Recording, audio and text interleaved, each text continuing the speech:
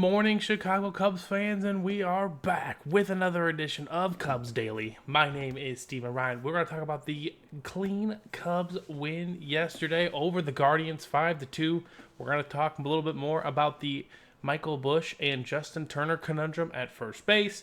There was a wild and massive trade proposal that I saw in an article, and then we'll preview game 2 tonight at Wrigley Field. But before we get into all that, I just want to give you all a big shout out, big time support, loving all the comments on the video, love reacted to them. You guys will be in a video later on this week. Make sure you guys and gals get your comments in, and I will go over those comments. And if you have any questions, please feel free to drop them below. But the Cubs win yesterday's game 5-2. Matthew Boyd has become the quintessential team loss stopper, essentially, with a beautiful pitch game, very solid, did not give up too much damage, and the Cubs offense took care of the rest. The Cubs had that wild third inning where they scored 3 runs, but where were picked off or caught on the base all 3 times. Like, apparently the last time that happened was August 30th of 1991. I was a month away from being born, essentially. That's how long ago it was, which is just crazy to think about. But the Cubs get the victory, which is exactly what you'd like to see, and they go back tonight with Shota on the bump, so hopefully we can notch ourselves a series win.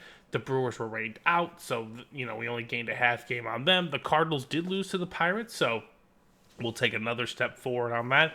It's going to be a season of ebbs and flows, ladies and gentlemen, but if June's our worst month at 500, we will take it.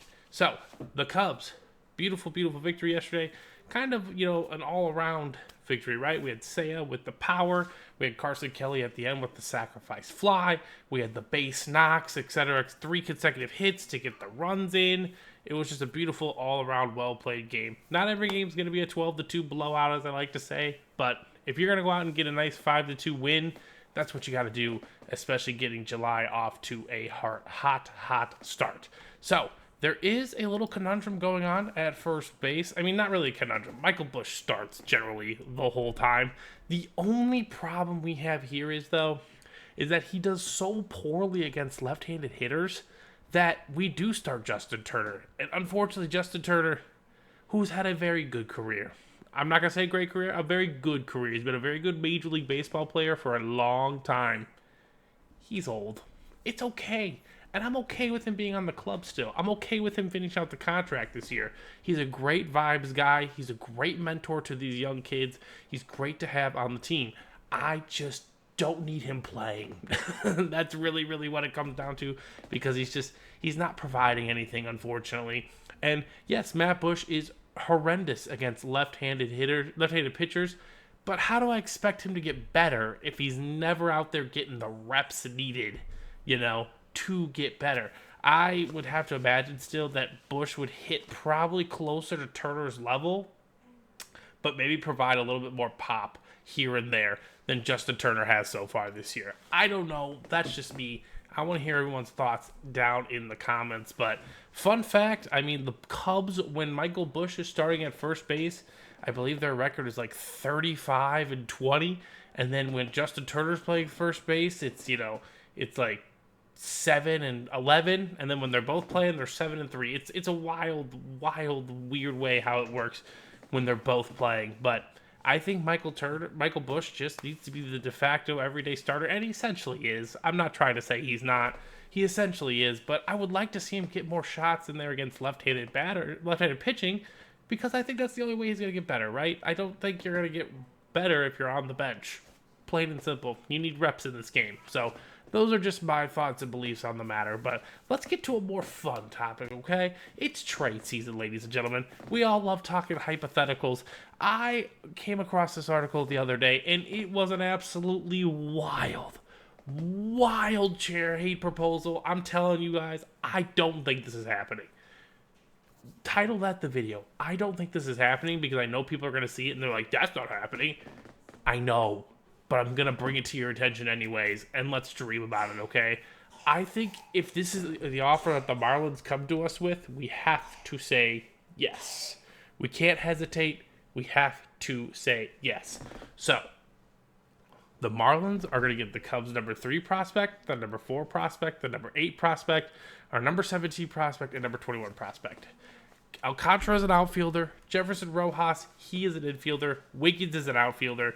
Gallagher is a pitcher. And Yahil Melendez is an infielder. All very, very young. Jackson is in Double-A. He's actually going to be in the Futures game for the Cubs here. But the Cubs would receive then Sandy Alcantara and Edward Cabrera, which is basically the Marlins' 2 frontline pitchers in this situation. I don't think the Marlins would do this for a variety of reasons. Basically, since they're the hottest team in baseball almost, they've really kind of put themselves back in the picture in terms of contention.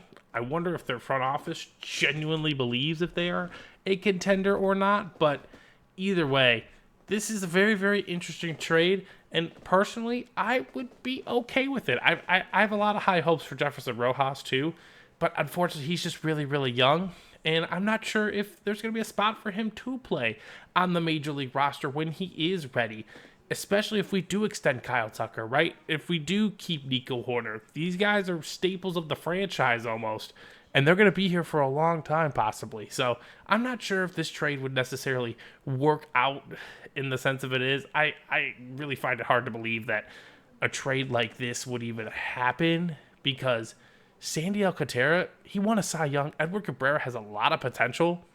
I would bare minimum think that the Marlins would want Owen Casey, the number 1 prospect from the Cubs in this situation. But I don't know. I want to hear everyone else's thoughts in the comments below about this trade.